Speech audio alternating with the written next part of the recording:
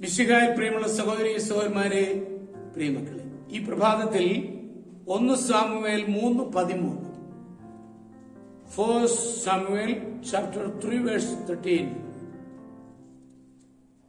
മക്കൾ ദൈവദൂഷണം പറയുന്ന കാര്യം അറിഞ്ഞിട്ടും അവരെ തടയാഞ്ഞത് മൂലം ഞാൻ അവന്റെ കുടുംബത്തിന്റെ മേൽ എന്നേക്കുമായും ശിക്ഷാവിധി നടത്താൻ പോവുകയാണെന്ന് ഞാൻ പറയുന്നു. മക്കൾക്ക് ഉന്നത വിദ്യാഭ്യാസം കൊടുക്കാനും ഭൂസ്വത്തുക്കൾ സമ്പാദിക്കുവാനും വീടുകൾ പണിയുവാനും ഉയർന്ന ജോലികൾ പ്രവേശിപ്പിക്കുവാനും മാതാപിതാക്കൾ താൽപര്യപൂർവ്വം ശ്രദ്ധിക്കാറുണ്ട്. എന്നാൽ അവരുടെ സ്വഭാവ രൂപീകരണത്തിനും ആത്മീയ വളർച്ചയ്ക്കും ദൈവാശ്രയമുള്ള ജീവിതം ക്രമപ്പെടുത്തുന്നതിനുമായി ശ്രദ്ധിക്കാറില്ല. അതിന്റെ ഭവിഷ്യത്ത് ഭയങ്കരമായിരിക്കും. ശിലോവിലെ പുരോഹിതനായ ഏലി ഭക്തനായിരുന്നു. എന്നാൽ മക്കളുടെ കാര്യത്തിൽ ആവശ്യമായ ശ്രദ്ധ കൊടുത്തില്ല. അവർ ആരാധനയ്ക്ക് വരുന്നവരെ ഭീഷണിപ്പെടുത്തുകയും സമാഗമ കൂടാരത്തിന്റെ പാവനതയെ അവഗണിച്ച് മ്ലേച്ഛത പ്രവർത്തിക്കുകയും ചെയ്തു. മക്കളെ ശാസിച്ച് നല്ല പാതയിൽ നടത്തുവാനുള്ള പിതൃകർത്തവ്യം ഏലി ഗൗരവമായി കരുതിയില്ല. തൽഫലമായി അവർ അടിക്കടി അധപ്പതിച്ചു. ഫെലിസ്ത്യരുമായുള്ള യുദ്ധത്തിൽ ഏലിയുടെ മക്കൾ മരിച്ചു. നിയമപെട്ടകം ശത്രുക്കൾ എടുത്തുകൊണ്ടുപോയി.